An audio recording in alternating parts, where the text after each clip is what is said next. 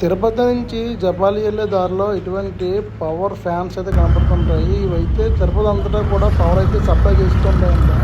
మనం జపాలి అయితే చేరుకున్నాము, దగ్గరికి అయితే వచ్చాము. జపాలి అయితే ఇది ఎంట్రన్స్ అయితే ఈ విధంగా ఉంటుంది. అసలు ఖాళీ అయితే లేదు, చాలా రష్ అయితే ఉంది. లోపలికి అయితే వెళ్ళాలి కొంచెం దూరం అయితే.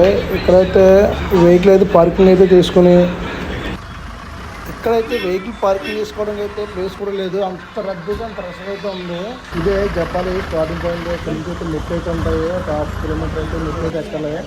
చూస్తున్నారు కదా, జపాలి గురించి సంబంధించిన హిస్టరీ అయితే ఇక్కడ బోర్డు మీద మొత్తం ఉంటుంది. ఈ విధంగా అయితే మెట్లు ఎక్కుంటే వెళ్ళాలి, చాలా దూరం అయితే వెళ్ళాలి.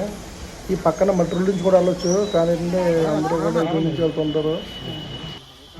అసలు జపాలి అయితే ఖాళీ లేదు. చుట్టుపక్కల వాతావరణం కానీ చెట్లు కానీ చూడడానికి అయితే చాలా చాలా బాగుంటుంది. ఈ దారిలో అయితే మామిడికాయలు, అదేవిధంగా నేరేడుకాయలు చాలా అమ్ముతారు. మా వాళ్ళు అయితే ఏం కొనలేదు కానీ చూసుకుంటా.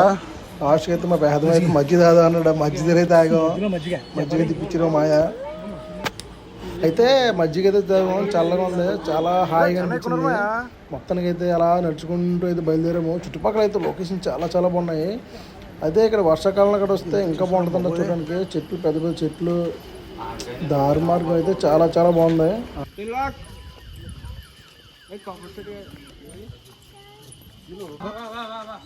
పుండు సగం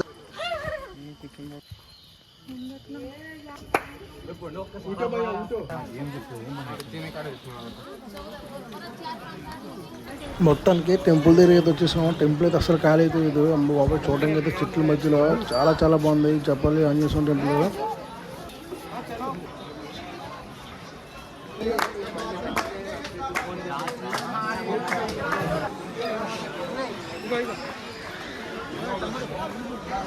సాయి ముందు దర్శనం అదన్న.